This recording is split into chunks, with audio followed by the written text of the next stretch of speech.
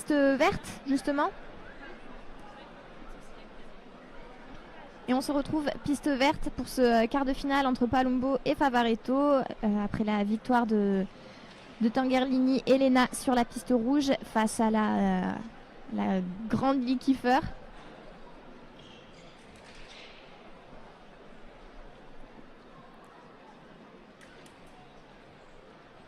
Alors elles se connaissent par cœur toutes les deux. Donc on se méfie, on observe.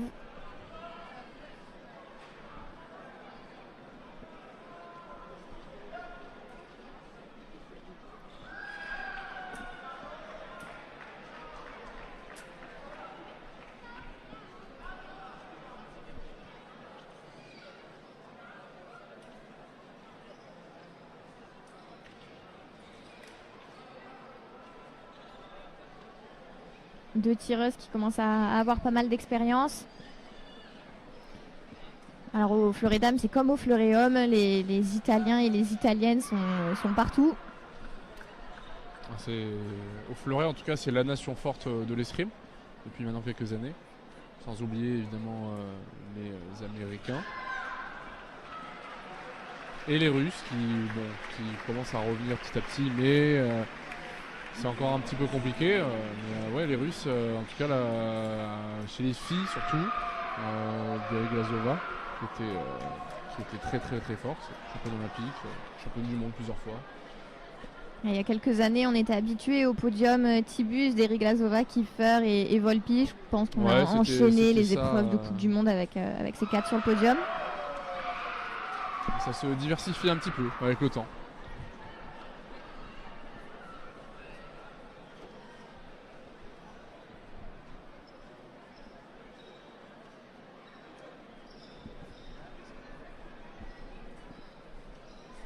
Alors là, on a deux gestions totalement différentes. Palumbo est assise. Je pense qu'elle souffle, elle est vraiment dans sa bulle. Favaretto, elle est restée debout. Évidemment, pas de coaching dans un match comme celui-ci. C'est très particulier les matchs entre franco-français ou là entre italiens parce que on n'a pas de coach derrière nous, donc on n'a pas forcément de repères venant de l'extérieur. Et il faut apprendre à gérer tout seul en fait et à trouver les solutions tout seul en fait, tout simplement. Donc c'est pas toujours évident. C'est pour ça que les matchs franco-français, pour notre part en tout cas, on s'en méfie toujours en Coupe du Monde. Parce qu'on sait que ça n'a rien à voir avec les matchs qu'on peut faire en compétition nationale. Donc j'imagine que ça doit être pareil pour eux. Oui, puis il y a une rivalité aussi. Alors même si on s'entraîne ensemble et que par équipe on est ensemble, il y a quand même une rivalité parce qu'il y a des qualifs à aller chercher. C'est ça, on joue tous notre place pour les championnats ou les Jeux Olympiques. Donc forcément, on a toujours envie de faire mieux que son copain ou que le coéquipier. Vous arrivez, vous, personnellement, à faire la part des choses ? Oui, bon, on est forcément tous en concurrence, mais c'est une concurrence qui est saine. On sait qu'on a besoin les uns des autres pour progresser. On s'entraîne beaucoup ensemble et après, une fois qu'on a fini nos matchs en compétition, tout redevient normal, on va dire, en dehors de la piste.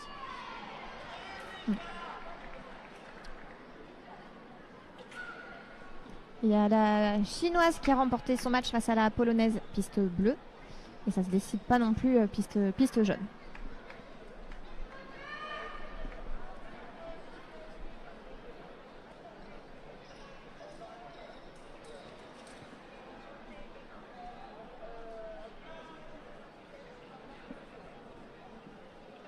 Alors on vous le répète, là vous êtes sur le streaming. On se retrouvera à partir des demi-finales et aussi pour les finales sur l'application France.tv ou sur le site France.tv dans les directs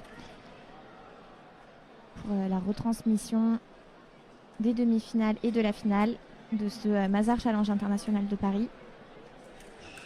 Et puis demain, encore un rappel, les épreuves par équipe, fleuret dames et fleuret hommes, et le Grand Prix de Tunisie.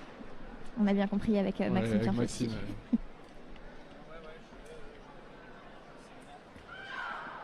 Attaque de droite.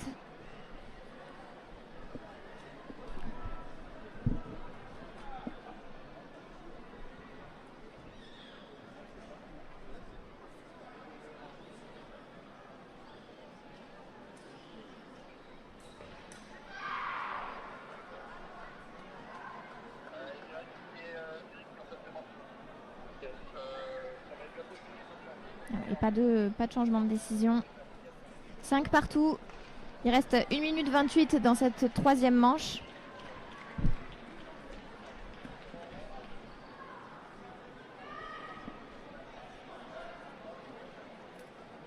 Il faut rester patient. Là, à ce niveau-là, il ne faut vraiment pas faire d'erreur parce que la moindre touche peut être décisive.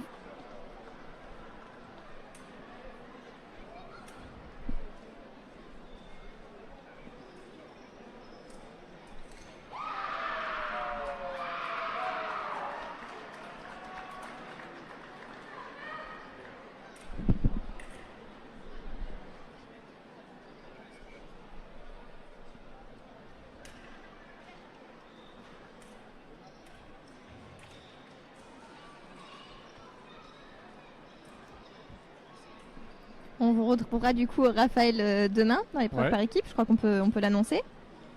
Oui, donc je tirerai demain par équipe avec Enzo, Maximilien Chastanet et Julien Mertine. D'accord, donc c'est l'équipe qui a gagné Tokyo qui est reconduite. C'est ça, voilà. Donc ça faisait un certain temps qu'on n'avait pas gagné de Coupe du Monde. La dernière c'était Tokyo en 2019 et ensuite il y a eu les Jeux. Mais sinon, depuis, on n'a pas gagné de Coupe du Monde par équipe. Tokyo, c'est un peu chez vous en fait. C'est ça. Les 3 dernières qu'on a gagnées, c'est là-bas. Donc voilà, vu que ça faisait un certain temps qu'on n'avait pas gagné de compétition, ils se sont dit, les coachs, qu'ils n'allaient pas changer, en tout cas l'équipe qui a gagné, pour essayer de réitérer cette victoire.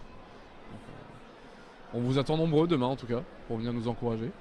Oui, si vous êtes sur Paris ou dans les alentours, venez au Stade Pierre de Coubertin, encourager les équipes de France. Il y aura les filles aussi. On va vivre de bons moments. Et là, ça va être un bon moment pour l'une des deux et un moins bon pour l'autre. On est à la mort subite. Ouais, 5 partout, c'est rare quand même. Il n'y a pas eu beaucoup de touches des deux côtés. Donc après, c'est deux tireuses qui doivent se connaître par cœur. Donc forcément c'est toujours plus compliqué. On prend moins de risques parce qu'on connaît les points forts et également les défauts de l'autre. Il y a peu de prise de risque sur ce match. Les deux n'osent pas forcément attaquer, elles attendent plutôt le contre. Elles ont tous les deux des jeux plutôt défensifs. Alors si dans 28 secondes il n'y a pas de touche, c'est Martina Favaretto qui remportera ce match.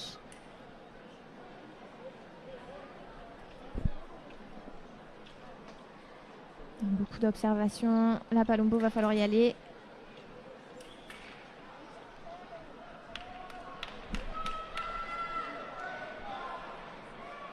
Il lui reste 13 secondes.